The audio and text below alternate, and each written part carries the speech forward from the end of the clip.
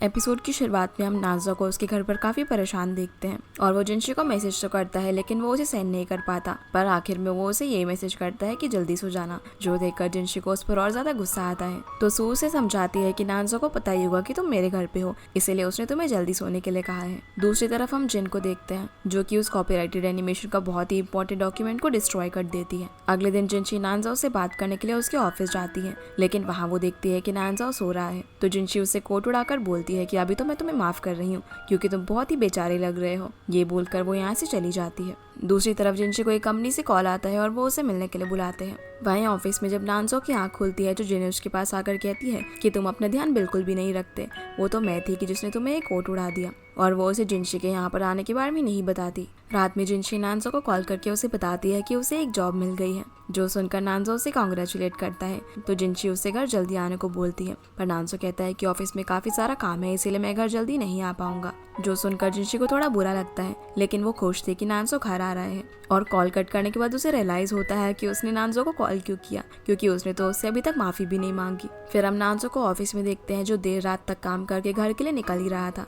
तो जिन उसे ऑफिस में रेस्ट करने के लिए ही बोलती है, क्योंकि थोड़ी देर बाद उसकी लॉयर से मीटिंग थी। पर नाज़ो उसकी बात नहीं सुनता और घर चला जाता है, जहाँ जाकर वो देखता है कि जिनशी उसका इंतजार करते करते सोफे पर ही सो गई है। इसीलिए वो उसके पास जाकर उसे कांग्रेचुलेट करता है और उसके फॉरहेड पर किस करता है। तभी जिनशी नींद में बड़बड़ाने लगती है कि नाज़ो प्लीज मुझे छोड़कर मत जाओ। तो नाज़ो उसका हाथ पकड़ लेता है और बोलता है कि मैं तुम्हें छोड़कर कहीं नहीं जाऊंगा। और क्योंकि वो उसकी नींद खराब नहीं करना चाहता था, इसीलिए वो उसे ब्लैंकेट उड़ाकर वहीं सोने देता है। अगली सुबह जब जिनशी उठती है तो देखती है कि उसके लिए ब्रेकफास्ट बना हुआ है, जिससे वो समझ जाती है कि नाज़ो आया है। इसलिए वो भागकर उसके रूम में जाती है, लेकिन वो घर पर नहीं था क्योंकि वो ऑफिस के लिए निकल चुका था। जो देखकर वो थोड़ी अपसेट हो जाती है कि तुम घर पर आए थे और तुमने मुझे उठाया क्यों नहीं। पर फिर वो ये सोचकर काफी खुश होती है कि उसने सुबह सुबह उठकर उसके लिए ब्रेकफास्ट बनाया। जिसके बाद हम नाज़ो को उसके ऑफिस में देखते हैं, जहाँ उसे पता चलता है कि कॉन्ट्रैक्ट तोड़ने के बाद जो कंपनसेशन अमाउंट उसे पे करना था वो कंपनी ने थोड़ा कम कर दिया है। और इस चीज को सेटल करने के लिए नाज़ो जियांग को अपनी सारी प्रॉपर्टीज बेचने के लिए बोलता है। तो जियांग बताता है कि इस सबसे भी कंपनसेशन का अमाउंट पूरा नहीं हो पाएगा,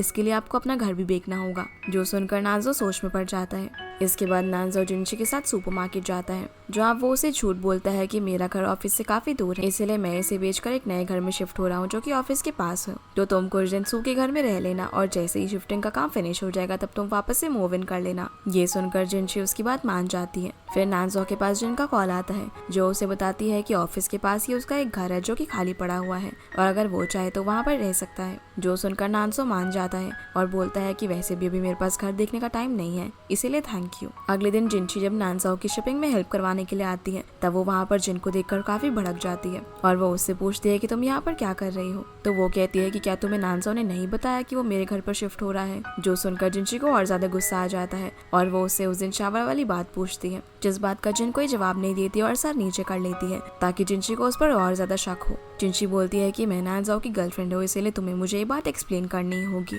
तो जिन कहती है कि तुम उसकी गर्लफ्रेंड हो तो मैं क्या करूँ, तुम उससे दूर रहो क्योंकि तुम हमेशा ही उसे परेशानी में डालती रहती हो और नाज़ो को किसी समझदार पर्सन की जरूरत है, बिल्कुल मेरे जैसे, जो कि हर प्रॉब्लम में उसका साथ दे। ये बोलकर वो उस कार्टन को जोर से पटकती है जिसमें जिनशी और नाज़ो की फोटोज थी। जो देखकर जिनशी को गुस्सा आ जाता है और उसका हाथ पकड़कर उसे खींच देती है, पर जिन काफी ड्रामेबाज थी, वो जानबूझकर नीचे गिर जाती है। उसी वक्त नाज़ो भी वहाँ पर आ जाता है, जिसे ऐसा लगता है कि शायद जिनशी ने उसे धक्का दिया है, इसलिए वो जिन की साइड लेने लगता है। जो देखकर जिनशी को और ज्यादा गुस्सा आता है और फिर इन दोनों में काफी बहस हो जाती है, इसलिए जिनशी वहाँ से चली जाती है। जिनशी अब सू के घर पर जाकर फिर से उसे सारी बातें बताती है। अगले दिन हम देखते हैं कि मिस्टर लू जिनशी से मिलता है और उसे उन शेयर्स के बारे में बताते हुए कहता है कि नाज़ो तुमसे सिर्फ इन शेयर्स की वजह से शादी कर रहा है और वो उसे इन शेयर्स के बदले काफी पैसे भी ऑफर करता है, क्योंकि वो बिल्कुल भी नाज़ो को आगे बढ़ता हुआ नहीं देख सकता था। जिनशी बोलती है कि मैं भला तुमसे पैसे क्यों लूं, मैं तो ये शेयर्स नाज़ो को बेच दूंगी। अब क्योंकि जिनशी यहाँ पर उसकी बातों में नहीं आ रही थी, तो मिस्टर लू बोलता है कि फिर तुम्हारे मैरिज एग्रीमेंट में ऐसा क्यों लिखा हुआ है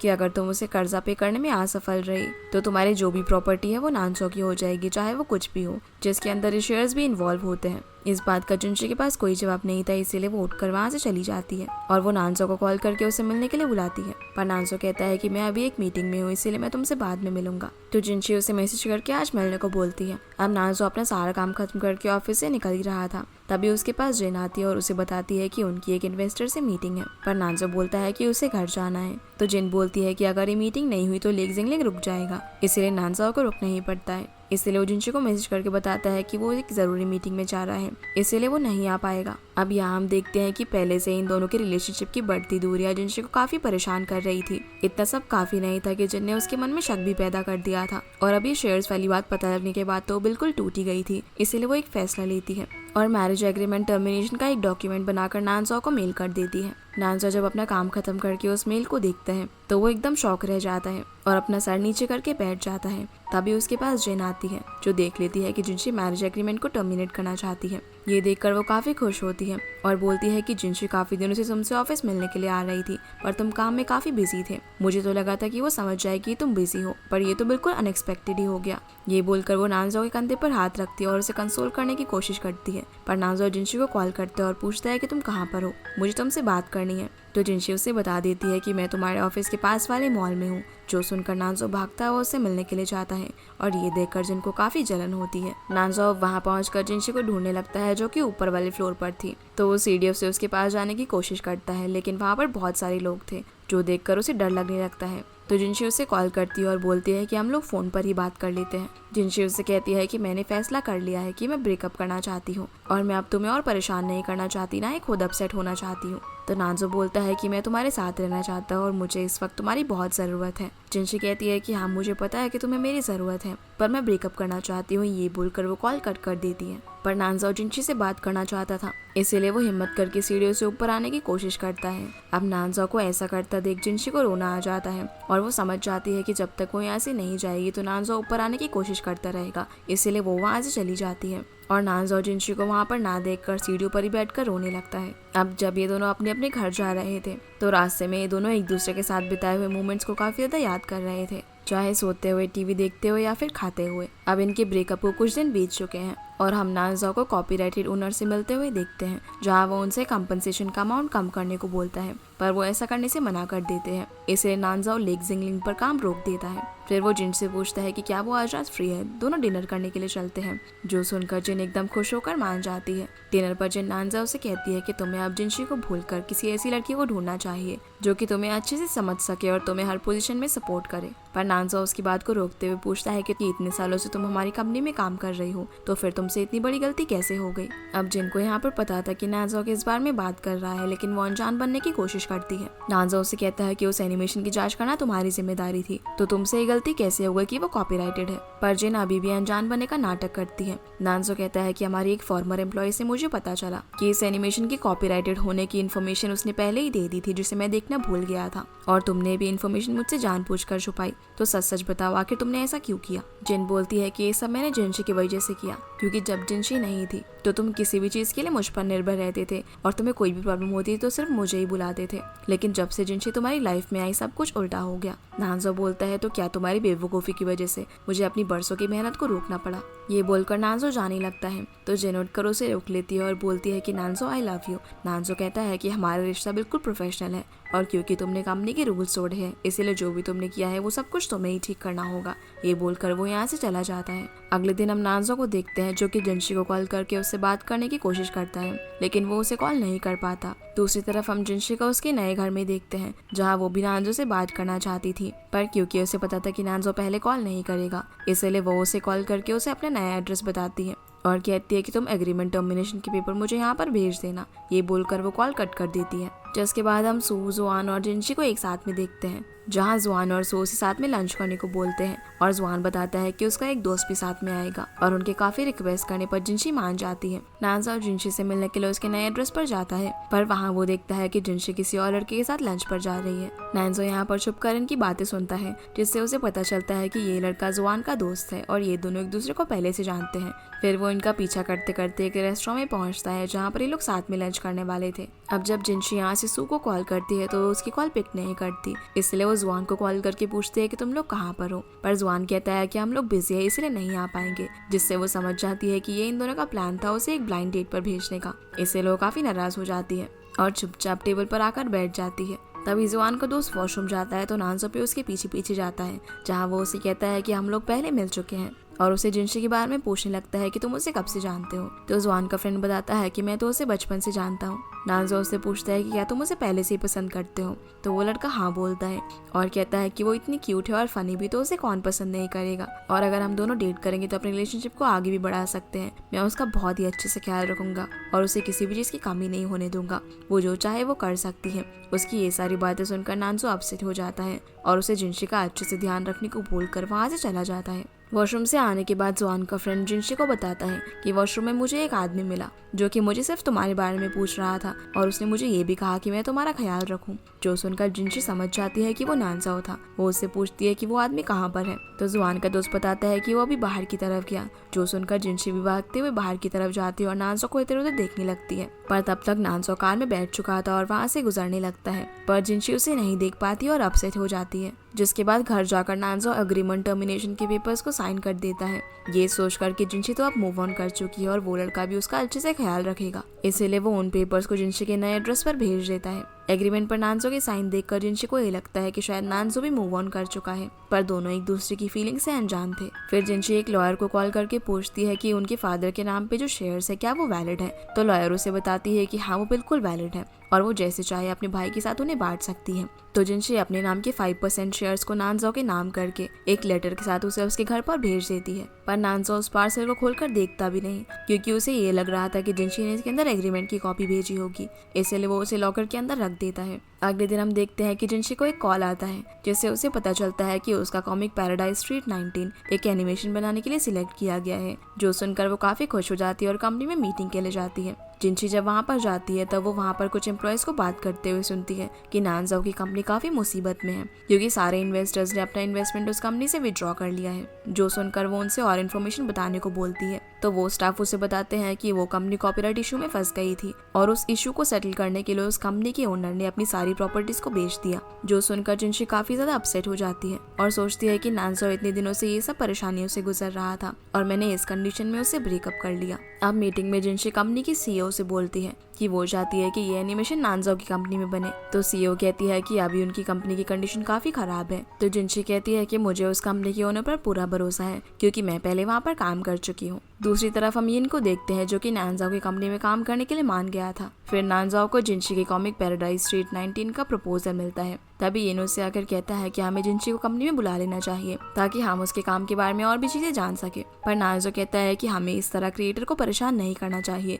और अभी अभी हमने उसकी कंपनी का प्रपोजल एक्सेप्ट किया है। यिन कहता है कि अगर जिनशी यहाँ पर आएगी तो इससे आपका रिलेशनशिप और मजबूत हो जाएगा, पर नानजाओ उसे बता देता है कि हम दोनों का ब्रेकअप हो चुका है। इसी बीच वो सोचता है कि अगर जिनशी यहाँ पर आएगी तो उसे फिर से उससे मिलने का मौका मिलेगा, इसलिए वो मान जाता है। अगले दिन हम देखते हैं कि जिनशी वहाँ पर आकर यिन से मिलती है तो यिन इसे देखकर बहुत खुश होता है और उसे हक करने वाला होता है, लेकिन जियांग उसे रोक देता है और बोलता है कि हमें मीटिंग करने के लिए जाना है। मीटिंग में जिनशी और नानजाओ एक दूसरे से बिल्कुल प्रोफेशनली मिलते हैं और हैंडशेक करते हैं। मीटिंग में जिनशी अपनी कॉमिक के बारे में सबको बताने लगती है, पर नानजाओ उसकी बात पर बिल्कुल भी ध्यान नहीं दे रहा था, वो तो सिर्फ उसे देखे ही जा रहा था। मीटिंग खत्म होने के बाद नानजाओ अपनी कैबिन में आकर आर्टिकल्स पढ़ने लगता है कि अपनी एक्स को कैसे मनाया जाए, पर उसे कुछ भी समझ नहीं आ रहा होता। तभी वहाँ पर जियांग आ जाता है जो कि उसे ऐसा करता हुआ देख लेता है। तो नानजाओ उससे पूछता है कि वो जिनशी को कैसे मनाए। जियांग कहता है कि आप उसे डिनर पर जाने के लिए पूछिए या फिर कोई ऐसी सिचुएशन क्रिएट कीजिए जिसमें आप दोनों अकेले हो और फिर आप उससे कहीं बाहर जाने को पूछो। पर नानजाओ को कुछ भी समझ नहीं आ रहा था कि वो ये कैसे करेगा। तब जियांग उसे कहता है कि शायद मैंने आपको ये नहीं बताया कि जिनशी अपने जूनियर के साथ काफी क्लोज हो गई है।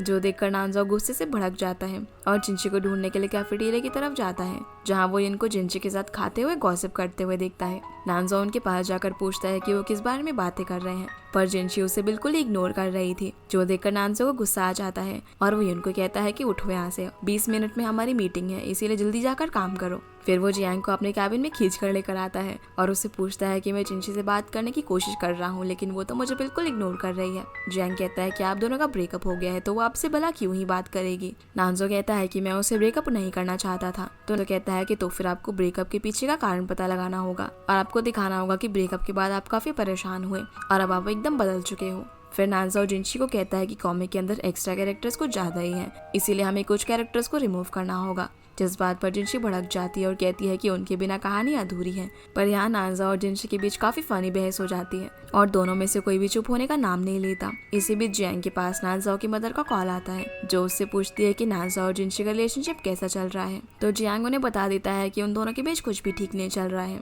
जो सुनकर मदर कहती है कि लगता है मुझे ये आकर सब कुछ ठीक करना होगा। वहीं मीटिंग खत्म होने के बाद ये नानजाओ के पास जाता है और उससे पूछता है कि अगर आप दोनों का सच में ब्रेकअप हो चुका है तो क्या मैं अब ट्राई कर सकता हूँ। जो सुनकर नानजाओ को गुस्सा तो बहुत आता है, लेकिन वो बोल देता है कि अब हमारा ब्रेकअप हो चुका है, इसलिए मुझे इस सबसे कोई फर्क नहीं पड़ता। ये सुनकर इनकी तो खुशी का ठिकाना ही नहीं था। पर तभी उसके पास जियांग आता है, जो कि उसे ऑफिस रूल्स का बोर्ड लगाने के लिए कहता है और उसे कहता है कि सारे रूल्स को अच्छे से पढ़ लो। आखिरी रूल में लिखा हुआ था कि एम्प्लॉयज का काम से ध्यान भटके ना, इसीलिए ऑफिस के अंदर किसी भी टाइप का रिलेशनशिप अलाउड नहीं है। जो देखकर यिन कहता है कि ये तो कुछ ज्यादा ही हो रहा है। अगले दिन हम देखते हैं कि नानजा और जियांग की एडवाइस मानकर जिनशी को लंच पे लेकर जाता है, जहाँ वो उसकी सारी फेवरेट डिशेस को ऑर्डर करता है। जो देखकर जिनशी सोचती है कि इसे अभी तक मेरी सारी फेवरेट डिशेस याद है। जिनशी बोलती है कि मुझे नहीं पता था कि तुम्हारी कंपनी इतनी प्रॉब्लम में है और मैं तुमसे ब्रेकअप नहीं करना चाहती थी। मैं तो तुम्हारी मदद करना चाहती थी, पर तुमने कभी मेरे उस लेटर का जवाब ही नहीं दिया। अब क्योंकि नानजाओ ने वो लेटर नहीं पढ़ा था, इसीलिए वो बोलता है कि हाँ तुम मेरी मदद कर सकती हो। जो सुनकर जिनशी सोचती है कि इसने तो मुझे थैंक यू की जगह कुछ और ही बोल दिया, और वो ये बोलकर चली जाती है कि जब भी तुम्हें मेरी हेल्प चाहिए हो तो बता देना। अब घर जाकर नानजाओ उस लेटर को पढ़ता है, जिसमें जिनशी ने उसे थैंक यू कहा था उसकी हर मुसीबत में साथ देने के लिए, और उसमें लिखा था कि अगर वो चाहे तो उसके पास जो गो कंपनी की 5% शेयर है वो उसके नाम कर सकती है। और अब यहाँ जाकर नानजाओ को समझ में आता है कि शायद इस वजह से जिनशी को मिसअंडरस्टैंडिंग हो गई होगी कि मैं उससे शेयर्स की वजह से शादी करना चाहता था। तभी नानजाओ के पास जिनशी का कॉल आता है, जो उसे बताती है कि तुम्हारी मदर ने मेरे पास कॉल किया था और वो तुम्हारे पुराने घर में गई थी, जहाँ के लोगों ने उन्हें बता दिया है कि तुम अब वहाँ पर नहीं रहते हो, और उन्होंने मदर को तुम्हारा नया एड्रेस भी दिया है। तो नानजाओ कहता है कि क्या तुम फिर से मेरी एक बार मदद कर सकती हो, जिस पर जिनशी हाँ कह देती है और बोलती है कि ये आखिरी बार होगा। जिनशी अब नानजाओ के घर आती है और उसके पास अभी तक उन दोनों के फोटोज देखकर वो काफी खुश होता है। फिर जब मदर घर में आती है तो वो उन दोनों से पूछती है कि तुम अचानक यहाँ पर क्यों मूव हो गए। तो नानजाओ कहता है कि ये घर ऑफिस से पास है और जिनशी को भी ये जगह काफी पसंद है क्योंकि यहाँ आसपास काफी रेस्टोरेंट है।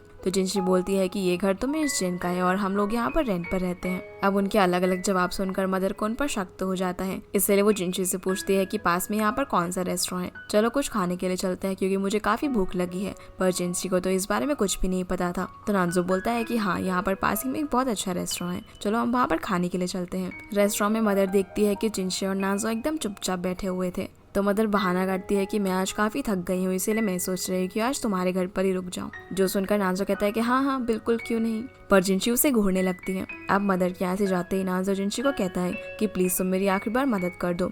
घर जाकर जिनशी नानजाओ से कहती है कि अब हमारा ब्रेकअप हो चुका है और मैं अब तुम्हारे साथ एक ही रूम में नहीं सो सकती। जिनकी ये सारी मदर पास में खड़े होकर सुन रही थी। नानजाओ बोलता है कि मैंने आज ही तुम्हारा लेटर पढ़ा और मुझे लगता है कि तुम्हें मिसअंडरस्टैंडिंग हो गई है कि मैंने उन शेयर्स की वजह से तुम्हें प्रपोज किया था। तो जिनशी बोलती है कि हाँ तुमने इसी वजह से तो मुझे प्रपोज किया था। अब इससे पहले कि नानजाओ कुछ बोल पाता मदर यहाँ पर आ जाती है और नानजाओ को उनके साथ सुपरमार्केट चलने को कहती है। बाहर जाकर मदर नानजाओ से बोलती है कि मुझे पता है कि तुम दोनों का ब्रेकअप हो गया है, इसीलिए सच सच बताओ कि आखिर ऐसा क्यों हुआ था। नानजाओ बताता है कि पिछले कुछ समय में कंपनी पर काफी मुसीबतें आई, इसलिए मैं काम में काफी बिजी रहता था। तो जिनशी को ऐसा लगा कि मैं उसे नेग्लेक्ट कर रहा हूँ। मदर बोलती है कि हाँ बिल्कुल उसे तो ऐसा लगेगा ही, तुम्हें उसके साथ रहना चाहिए था। फिर नानजाओ कहता है कि शायद उसे मिस जिन और मेरे रिलेशनशिप को लेकर भी मिसअंडरस्टैंडिंग हो गई। मदर कहती है कि ये बात तो मुझे पहले से ही पता है कि जिन तुम्हें पसंद करती है और उसने भी जरूर जिनशी के मन में शक पैदा करने के लिए कुछ ना कुछ ट्रिक्स यूज की होगी, इसीलिए तुम्हें उसे दूर रहना चाहिए था। फिर नानजाओ कहता है कि और उसे शायद ये भी मिसअंडरस्टैंडिंग हो गई है कि मैंने उसे उसके शेयर्स के लिए प्रपोज किया था। मदर नानजाओ से पूछती है कि क्या तुम मूव ऑन कर चुके हो, तो नानजाओ नाम ही जवाब देता है। इसलिए मदर कहती है कि अब मैं जैसा कहूंगी तुम वैसा ही करना। अगली सुबह अपनी मदर के कहने पर नानजाओ जिनशी का फेवरेट ब्रेकफास्ट बनाता है और उसकी बहुत केयर करता है, जो देखकर जिनशी को काफी अच्छा लगता है और वो मुस्कुराने लगती है। फिर वो उन दोनों को और करीब लाने के लिए कमर दर्द का बहाना करती है और वो जिनशी से बोलती है कि अगर तुम आज फ्री हो तो क्या तुम मेरे साथ हॉट स्प्रिंग चलोगी। अब इससे पहले कि जिनशी कुछ बोल पाती नानजाओ हाँ कर देता है, जो देखकर जिनशी उसे घूरने लगती है। जिसके बाद ये लोग रिजॉर्ट पहुंचते हैं, जहाँ ये दोनों जब अपने रूम में जाते हैं तो रूम को काफी सजा धजा देखकर जिनशी को थोड़ा ऑकवर्ड लगता है।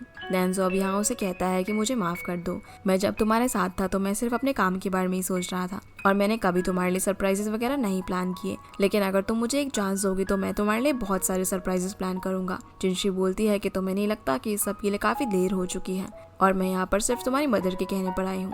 ये बोलकर वो यहाँ से चली जाती है। जिसके बाद मदर हॉट स्प्रिंग लेते हुए जिनशी को बताती है कि मुझे तुम दोनों के ब्रेकअप के बारे में सब कुछ पता है। और ये सारी बातें नानजो भी सुन रहा था। मदर कहती है कि नानजो तुमसे उन शेयर्स के लिए शादी नहीं करना चाहता था, बल्कि वो तो अपने फादर की विल के लिए तुमसे शादी करना चाहता था। पर बाद में उसे सच में तुमसे प्यार हो गया और वो अब सच में तुम्हारे साथ रहना चाहता है। तुमने उसे लाइफ को जीना सिखाया है, लेकिन जब से तुम्हारा ब्रेकअप हुआ है तब से नानजो फिर से अकेला फील कर रहा है। ये सारी बातें सुनकर जिनशी को फील होने लगता है कि उसे नानजो का साथ नहीं छोड़ना चाहिए था। और अब जैसे वो पानी से बाहर आ ही रही थी तभी उसका सर चकराने लगता है और वो वहीं पर बेहोश हो जाती है, जो देखकर मदर नानजो को पुकारती है। नानजो भी भागता हुआ आता है और जिनशी को वहां से निकालकर रूम में ले जाता है, जहाँ जैसे ही जिनशी को होश आता है नानजो कहता है कि मैं यहीं पर बैठा हुआ हूँ, अगर तुम्हें किसी चीज़ की ज़रूरत हो तो मुझे बता देना।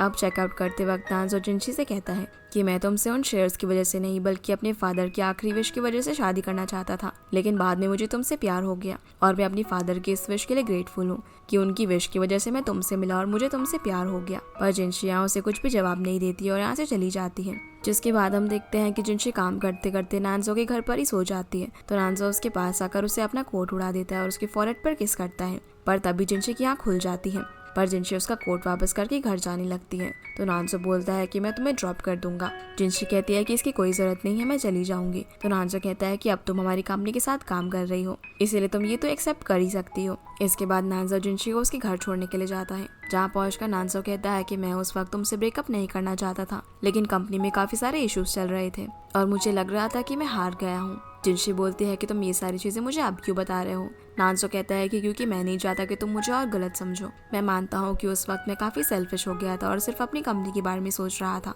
पर मैं ये भी नहीं चाहता था कि तुम मेरे साथ मेरी प्रॉब्लम्स को फेस करो और मैं तुम्हें खुद से अलग होता हुआ नहीं देख सकता। और मुझे पता है कि तुम भी यही चाहती हो, इसीलिए हम फिर से शुरुआत कर सकते हैं। पर जिनशी ये कहकर चली जाती है कि मुझे अभी सोचने के लिए थोड़ा वक्त चाहिए। उसके जाने के बाद यहाँ पर जुआन आता है, जो कहता है कि मैंने तुम दोनों की बातें सुन ली। तो नानजो कहता है कि मैं जिनशी से बहुत प्यार करता हूँ। जुआन कहता है कि हाँ, मुझे पता है कि तुम उसका बहुत ही अच्छे से ख्याल रखोगे, इसीलिए गिव अप मत करना। ये बोलकर वो चला जाता है। अगले दिन हम देखते हैं कि ये एक एनिमेशन समिट अटेंड करने के लिए दूसरी सिटी में जा रहा था। असल में नानजो ने उसे जानबूझकर वहाँ पर भेजा था ताकि वो ऑफिस में जिनशी के साथ टाइम स्पेंड कर सके, पर तभी उसे पता चलता है कि जिनशी भी उस समिट में गई हुई है। यहाँ तो उसकी चार उस पर ही भारी पड़ गई थी। नानजाओ अब अपने कैबिन में जाकर जियांग से वहाँ के लिए एक फ्लाइट और होटल बुक करने के लिए बोलता है, जो सुनकर जियांग कहता है कि भला आप वहाँ पर क्यों जाना चाहते हो। तब नानजो कहता है कि जिनशी को भी उसके ऑफिस वालों ने वहाँ पर भेजा हुआ है, जो सुनकर जियांग सब कुछ समझ जाता है और भागकर उसके लिए फ्लाइट और होटल बुक करने के लिए जाता है। और बेचारा नानजो अपनी गलती पर काफी पछता रहा था। दूसरी तरफ जिनशी समिट वाली जगह पर पहुंच जाती है, जहां वो यिन से मिलती है और दोनों साथ में एक फोटो क्लिक करते हैं। फिर हम नानजाओ को एयरपोर्ट पर वेट करता हुआ देखते हैं। तभी वो जिनशी और यिन की फोटोग्राफ को सोशल मीडिया पर देखता है, जिसे देखकर उसे काफी जलन होती है और वो जियांग को कॉल करके 2 बजे से पहले वाली फ्लाइट्स बुक करने के लिए कहता है। जियांग उसे देखकर बताता है कि 2 बजे से पहले वाली फ्लाइट में सिर्फ इकोनॉमिक क्लास खाली है, तो नानजाओ उसे वही बुक करने के लिए कहता है। जिसके बाद हम देखते हैं कि नानजाओ काफी धक्का मुक्की करने के बाद इकोनॉमिक क्लास वाली फ्लाइट में पहुंच जाता है, जहाँ सर्वाइव करने के लिए उसने फिर से काला चश्मा पहना हुआ था और बच्चे उसे काफी तंग कर रहे थे, लेकिन वो किसी तरह से कंट्रोल करता है क्योंकि उसे डर था कि कहीं इन जिनशी को उसे दूर ना ले जाए। जिसके बाद हम जिनशी और इनको समिट में देखते हैं, जहाँ इन उसे बताने लगता है कि पहली बार जब तुमने मुझे अपने असिस्टेंट बनने के लिए बुलाया था तब मुझे उस काम में बिल्कुल भी इंटरेस्ट नहीं था, लेकिन जब मैंने तुम्हारा काम के लिए डेडिकेशन देखा तो मैंने अपना मन बदल लिया। फिर वो उसे कहता है कि तुमने मेरी लाइफ बदल दी। जब भी तुम मेरे आसपास होती हो मुझे काफी अच्छा लगता है और जब भी काम के लिए हम दोनों पूरा दिन साथ रहते थे तो वक्त का पता ही नहीं लगता था कि टाइम कैसे गुजर रहा है। अब यहाँ वो अपनी फीलिंग्स को और कंट्रोल नहीं कर पा रहा था, इसलिए वो बोल देता है कि जिनशी आई लव यू। जो सुनकर जिनशी तो एकदम शौक में उसे देखने लगती है, पर ये बोलकर वो हंसने लगता है, तो जिनशी भी हंसने लगती है और वो सोचती है कि इन उससे मजाक कर रहा था और बेचारा इन तो ये सोचकर ही खुश था कि वो अपनी फीलिंग्स को उसके साथ कन्फेस कर पाया। तभी वहाँ फायरवर्क्स शुरू हो जाते हैं और वो दोनों उसे देखने लगते हैं। फायरवर्क्स देखते देखते जिनशी उस दिन के फाउंटेन शो को याद करने लगती है और सोचती है कि उस दिन शायद नानजो मुझसे कुछ कहना चाहता था। जो सुनकर इन कहता है कि तुम अभी भी उससे मूव ऑन नहीं कर पाई हो ना, और क्योंकि ये बात सच थी तो जिनशी अपना सर नीचे कर लेती है। तभी इन नानजाओ को उनकी तरफ आते हुए देखता है, इसलिए वो जिनशी को गले लगा लेता है। जो देखकर जिनशी कहती है कि तुम ये क्या कर रहे हो, तो इन उसे चुप रहने के लिए बोलता है। अब नानजाओ का तो उन दोनों को इस तरीके से देखकर मुंह ही लटक गया था, तो वो जिनशी को आवाज लगाता है। जैसे ही जिनशी पीछे मुड़ती है तो ये उसका हाथ पकड़ लेता है और बोलता है कि अरे वाह, क्या कोइंसिडेंस है, मिस्टर नानजाओ आप भी यहाँ पर आए हुए हैं और वैसे हम दोनों मूवी देखने जा रहे हैं तो हम लोग यहाँ से निकलते हैं। ये बोलकर वो जिनशी का हाथ पकड़कर उसे ले जाने लगता है। पर जिनशी पीछे मुड़कर नानजो को देखती है और जब वो उसे अपने पीछे नहीं पाती तो वो यिन से हाथ छुड़ाकर नानजो को ढूंढने के लिए उसकी तरफ भागती है। अब उसे ऐसे करता हुआ देखिए मुस्कुराने लगता है क्योंकि शायद ये सब उसने जानबूझकर किया था। वहीं जिनशी अब भागते भागते नानजो को ढूंढने लगती है लेकिन वो उसे कहीं पर भी नहीं मिलता। अब जब वो थक कर एक जगह रुकती है तभी नानजो उसके पीछे काफी सारे बलून लेकर आता है और उसका नाम पुकारता है। नानजो कहता है कि मुझे पता है कि मेरे साथ रहना बिल्कुल भी आसान नहीं है, लेकिन जब तुम मेरे साथ होती हो तो मुझे अपने अंदर काफी चेंजेस फील होते हैं। मुझे भीड़ भाड़ वाली जगहों से भी कम डर लगता है। नानजो कहता है कि मैं तुम्हारे बगैर एक दिन भी नहीं रह सकता। ये कहकर वो उससे आई लव यू बोलता है और अब जिनशी भी अपनी फीलिंग्स को और कंट्रोल नहीं कर पाती, इसीलिए वो उसे हक कर लेती है, जो देखकर वहाँ खड़े हुए सभी लोग तालियां बजाने लगते हैं। अगले दिन नानजाओ यिन को अपने ऑफिस में बुलाता है और उसे कहता है कि मुझे तुम्हारे और जिनशी के प्लान के बारे में पता चल गया था। यिन कहता है कि मेरा प्लान ये तो आपको जिनशी से दूर करना था और उसके प्लान बी के बारे में हमें एक फ्लैशबैक से दिखाया जाता है, जहाँ हम देखते हैं कि समिट में जब यिन ने जिनशी को हक किया था तब उसने उसे कहा था कि मैं सच में तुमसे प्यार करता हूँ, लेकिन मैं तुम्हें नानजो से मिलाने में मदद करूंगा। और वहाँ उसने जो कुछ भी किया वो उन दोनों को जानबूझकर भड़काने के लिए किया था ताकि उन दोनों की फीलिंग्स बाहर आ सके। जिसके बाद नानजाओ जिनशी को अपने रूम में बुलाता है। जैसे वो वहाँ आती है तो नानजाओ उसे हक कर लेता है, जो देखकर जिनशी बोलती है कि हमने तो डिसाइड किया था ना कि हम अपनी रिलेशनशिप को ऑफिस में सीक्रेट रखेंगे, तो क्या हमें इस रूल को चेंज कर देना चाहिए। नानजो कहता है कि अपने ही बनाए हुए रूल को चेंज करने का मतलब है कि अपने गाल पर थप्पड़ मारना, जो सुनकर जिनशी थोड़ी नाराज हो जाती है और वहाँ से जाने लगती है। तो नानजो उसे खींच के टेबल की तरफ लाता है और उसे किस करने लगता है। इसी बीच जिनशी का हाथ गलती से एक रिमोट पर लग जाता है, जिससे उनके कैबिन के कर्टेन्स खुल जाते हैं और सारे एम्प्लॉयज उन्हें किस करते हुए देखने लगते हैं। अब जैसे ही जिनशी आंख खोलती है तो देखती है कि सभी लोग उन्हें देख रहे हैं, तो वो नानजाओ को दूर कर देती है और ये दोनों शर्माकर पीछे मुड़ जाते हैं। तभी इनके पीछे जियांग आता है, जो ऑफिस का छठा रूल हटा देता है और कहता है कि अब से कोई भी किसी से भी रिलेशनशिप में आ सकता है। अब कहानी 6 महीने आगे जाती है, जहाँ पर हम देखते हैं कि नानजाओ को लेग सिंगलिंग के लिए एक अवार्ड मिलने वाला था। तभी नानजो की आवाज आती है, जो कि जिनशी को प्रपोज करने की प्रैक्टिस कर रहा था, पर क्योंकि उसके रूम में लगा हुआ स्पीकर ऑन था इसीलिए उसकी बातें सभी को सुनाई दे रही थी, जो देखकर जिनशी भागते हुए उसके पास जाती है और स्पीकर बंद कर देती है और उसे बोलती है कि ऐसे भला कौन प्रपोज करता है, एक अवार्ड सेरेमनी है, मैं तो ऐसे प्रपोजल को बिल्कुल भी एक्सेप्ट नहीं करूंगी। जिसके बाद हम देखते हैं कि नानजाओ जिनशी को प्रपोज करने के लिए एक बहुत ही सुंदर जगह लेकर जाता है, जहाँ आसपास काफी सारे फूल थे और उसके बीच में वो उसे प्रपोज करते हुए कहता है कि जिनशी तुमने मेरी लाइफ बदल दी, तुमने मेरी साइकोलॉजिकल प्रॉब्लम को भी ठीक कर दिया, मैं अब तुम्हें खुद से अलग नहीं होने दूंगा। पर अब जैसे ही वो अपनी पॉकेट से रिंग निकालता है तो वो नीचे गिर जाती है, जो देखकर नानजाओ उठता है और कहता है कि नहीं नहीं मैं फिर से करूंगा। इसीलिए वो दोबारा से अंदर से आता है और घुटनों पर बैठकर उससे पूछता है कि क्या तुम मुझसे शादी करोगी। तो जिनशी मान जाती है। अब नानजाओ उसे रिंग पहनाता है और दोनों किस करते हैं। फिर नानजाओ जिनशी को गिफ्ट देने के लिए उसे उसके पुराने घर पर लेकर जाता है, जो देखकर जिनशी काफी इमोशनल हो जाती है और कहती है कि मैं और मेरा भाई इस घर को हमेशा से खरीदना चाहते थे, पर तुमने मेरे लिए कर दिया, इसीलिए बहुत बहुत थैंक यू, और पता नहीं मैं तुम्हारा एहसान कैसे चुकाऊंगी। तो नानजाओ कहता है कि तुम बस हमेशा मेरे साथ रहना और खुश रहना, मेरे लिए इतना ही काफी होगा। ये बोलकर वो उसे किस करने वाला था, पर तभी वहाँ पर उसके ऑफिस के सारे एम्प्लॉयज आ जाते हैं और उनके साथ साथ उसकी मदर भी आती है, जो कि अपने साथ वेडिंग प्लानर को लेकर आई थी